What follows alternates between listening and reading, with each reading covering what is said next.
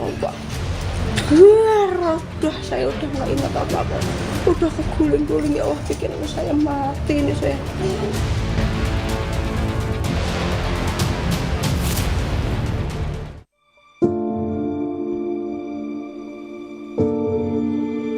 Longsor yang melanda Desa Kasimpar, Kecamatan Petung Kriono, Kabupaten Pekalongan, Jawa Tengah, meninggalkan duka dan trauma bagi warga.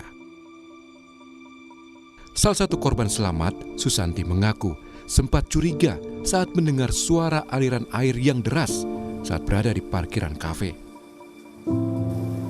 Khawatir mendengar gemuruh petir dan melihat genangan air yang makin lama semakin tinggi, Susanti sempat mengabarkan keberadaannya pada sang suami, tepat sebelum longsor menghantam kafe. Takut, saya takut, teman saya takut, akhirnya balik ke kafe lagi. Baru masuk kafe, baru balesi WA anak, langsung terjang, langsung kena longsor. Alhamdulillah tersangkut Pak, saya pegangan besi, saya naik, di situ ada pohon, ada rumput, di situ saya naik, berusaha menyelamatkan diri. Di tengah ketakutan, Susanti dan beberapa warga selamat lain pun berlindung di sebuah gudang. Setelah 3 jam menunggu, bantuan akhirnya datang. Kalau ada seperti kayak gudang ada semen, apalah material di situ yang masih bisa berjalan, itu pada menyelamatkan diri ke situ 5 orang. Yang saya lewati ada 2 orang suami istri yang baru masuk, sama aja kayak saya masuk ke situ. Kita hanya bisa menunggu bantuan kan, orang sekitar 3 atau 4 jam bertahan di situ. Terus bantuan pertama kali datang orang Kasimpar.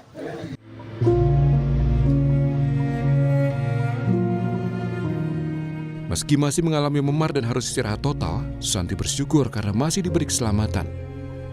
Ia pun turut sedih memikirkan begitu banyak warga yang kehilangan keluarga dan kerabat.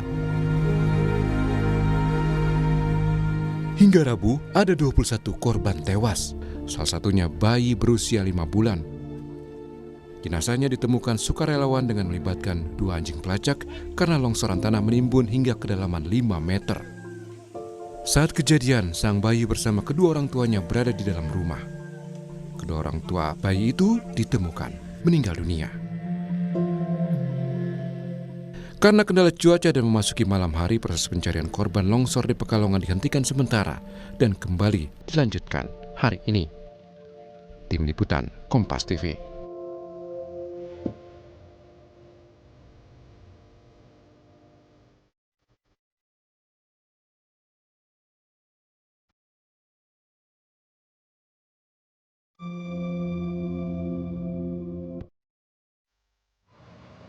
Lantas bagaimana penanganan longsor dan korban di Pekalongan? Kita sapa jurnalis Kompas TV Gina Wirana dan juru kamera Roy yang mengikuti proses pencarian korban. Ginawi, selamat pagi.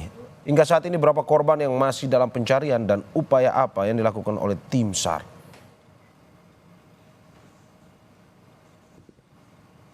Ya baik Mario, pada hari ini merupakan hari ketiga pencarian korban longsor di Desa Kasimpar, Kecamatan Petung Kriono, Kabupaten Pekalongan, Jawa Tengah. Perlu diketahui juga ini Mario, di belakang saya ini sedang dilakukan apel untuk para petugas yang nanti akan melakukan evakuasi di Desa Kasimpar. Ini apel ini dihadiri oleh para relawan yang terdiri dari tim gabungan TNI, Polri, SAR, relawan lainnya yang juga bergabung di desa ini. Setidaknya ada sekitar 700 orang yang diprediksi akan hadir di sini untuk melakukan apel dan juga melakukan evakuasi untuk mencari korban yang hilang di Desa Kasimpar yang terdampak dari banjir dan longsor. Ini setidaknya ada 5 orang hilang yang akan dilakukan pencarian dari jam 7 pagi hingga jam 5 sore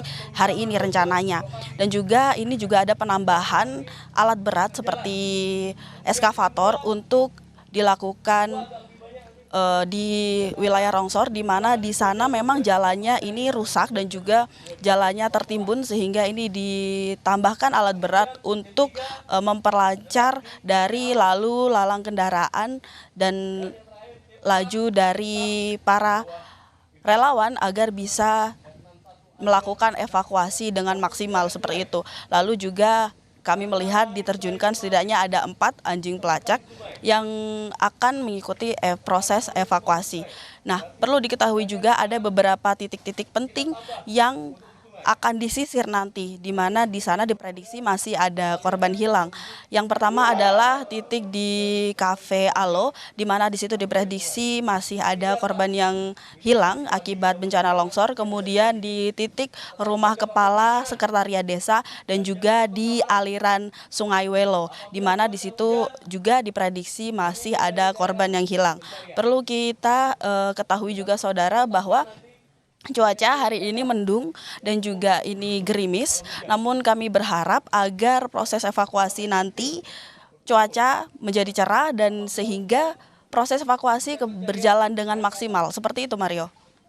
Ya, Jinawi, hingga saat ini bagaimana dengan penanganan korban longsor yang bisa Anda sampaikan kepada kita? Ya baik, Mario. Setidaknya dari data yang kami dapatkan ini ada 15 korban selamat, namun masih dalam proses pemulihan seperti itu. Di antaranya setengahnya sudah dirujuk ke RSUD terdekat, yakni RSUD di sekitar Kabupaten Pekalongan dan Banjarnegara untuk mendapatkan penanganan secara insentif.